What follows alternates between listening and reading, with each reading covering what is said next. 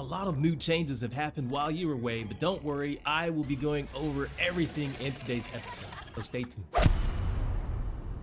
So Illuvium has kicked off the airdrop event into high gear, and with it, the rest of my social life. Because it seems the more you play, the more you earn. Take for example the new holo and dark holo features that you can now see in game. These are of course just cosmetics, but actually these help with earning more points in the airdrop. In fact, a lot more points as they have been listed on Discord. But in case you're wondering what is the difference between a holo and a dark holo, check it out. A holo seems to be a light colorized effect where in the overworld, if you are not careful, you might pass up these illuvials in the wild.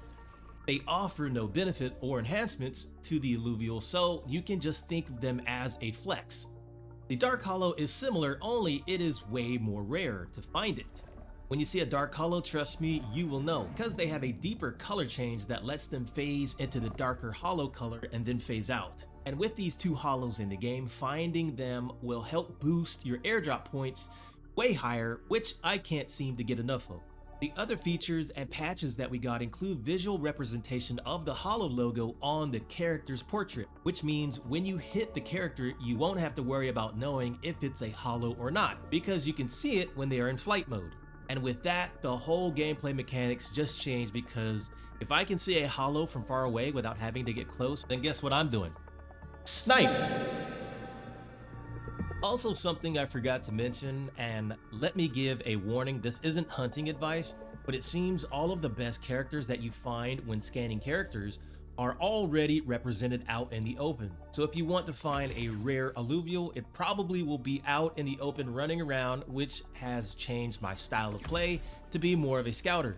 And which is why Brightland Steppes has become the #1 spot for a lot of players. You can see everything.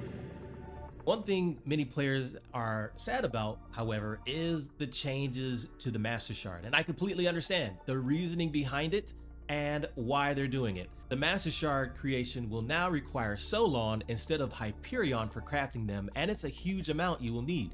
It basically takes way more now to make them, which makes them more high value, and which is why I have officially stopped all production of Krypton and will now be known as a Solon farmer henceforth. But the airdrop is still underway, but be careful, because with all these changes, it seems the meta has changed along with it. So now you will see 3 illuvials which will appear on screen when you fight them, and the rest will be known as something called ethereals. They basically can't be captured and give you a ton of problems if they are a full team of rogues. And the reasoning, from what I understand behind this, is they don't want the characters in the game when everything is live to be super inflated.